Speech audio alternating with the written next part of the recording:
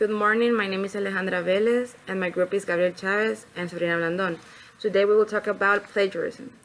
So what is plagiarism? The University of North Carolina defines plagiarism as the deliberate or reckless representation of another's work, thoughts, or ideas as one's without attribution in connection with submission of academic words, whether graded or otherwise. All of the following are considered plagiarism. The first one is turning in someone else's work as your own, copying words or ideas from someone else without giving them or her credit, failing to put a quotation in quotation marks, giving incorrect information about the source of quotation, or changing words but copying the sentence structure of a source without giving credit, copying so many words or ideas from a source that it makes up the majority of your work, whether you give credit or not. Most of cases of plagiarism can be avoided, however, by citing sources. Simply acknowledging that certain materials has been borrowed and providing your audience with information necessary to find that source is usually enough to prevent plagiarism. But beyond the risk of penalties, there are urgent moral and intellectual reasons to avoid plagiarism. When you write for an academic audience, you're joining an ongoing conversation. When you plagiarize, you join the conversation on false grounds, representing yourself as someone you are not. What is more, the act of stealing someone's words or ideas erases your voice. It may be difficult to think of yourself as making an original contribution in the context of a class taught by an expert, but every assignment is an invitation to add something new to the conversation sparked by the course. You cannot make an original contribution if you're not the owner of the words and ideas that you represent. Plagiarism takes many forms, but it falls into three main categories: using a source language without quoting, using information from a source without attribution, and paraphrasing a source in a form that stays too close to the original. These are a variation of these categories that you may not be familiar with. Good morning. Right now I'm going to talk about ways to prevent plagiarism. There are many ways that we can embrace in order to prevent plagiarism, which is a really bad thing, especially in a scholar environment. As we all know, we can have real serious consequences for plagiarizing. So there are many ways to avoid plagiarism. Right now I'm going to talk about a few ways, such as paraphrasing. Paraphrasing is a way that you can prevent plagiarism. Paraphrasing is to make sure that you don't copy exactly what the text says. You have to use quotation marks and use citation properly. Also, another way to prevent plagiarism is to cite properly. A good citation can be a good indication that you are not plagiarizing. For example, there are formats in which you can use to prevent plagiarism, such as MLA, Chicago, APA, and others.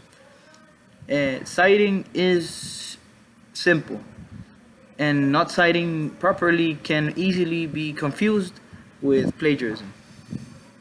Also, quoting, using quotation marks in between your work can be useful to prevent plagiarism. Also, citing your own material, stating things that you are writing yourself. In a research paper, for example, you can cite yourself. It is like something that you can do to cite yourself.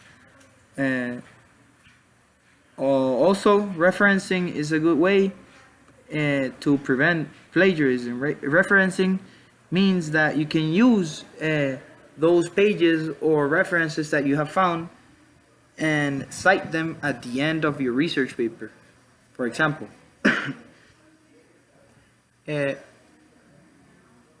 prevent plagiarism is something that all students in a high school or university, college level is something that in our future work or job, whatever, can be useful for us simply because it gains, it is a symbol of honesty and a symbol of trust.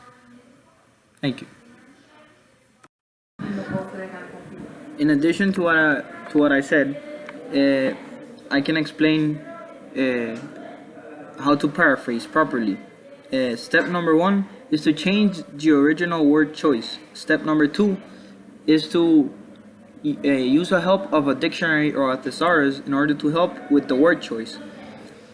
Also, number three, you have to change the syntax, meaning you have to change like the structure or the order in which the paragraph is written.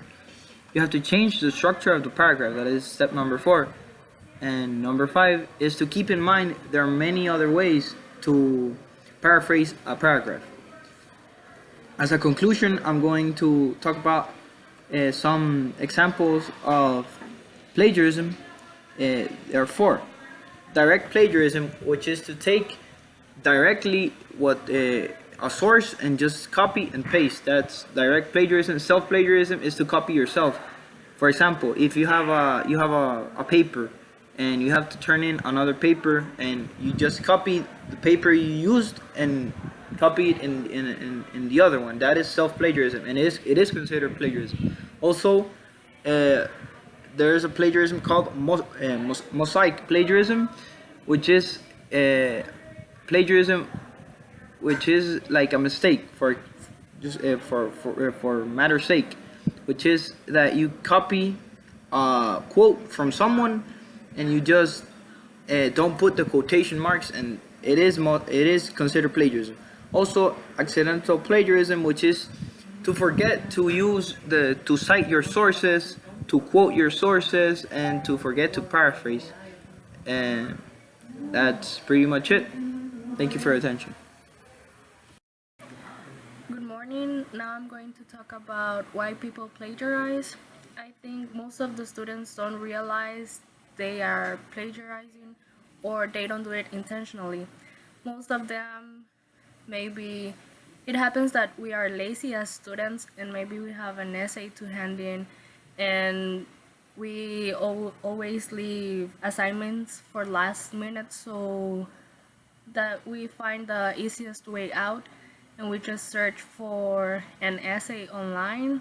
And maybe most of the students don't know how to cite correctly, so they panic and they feel like they might get into trouble if they plagiarize. They also lack confidence, and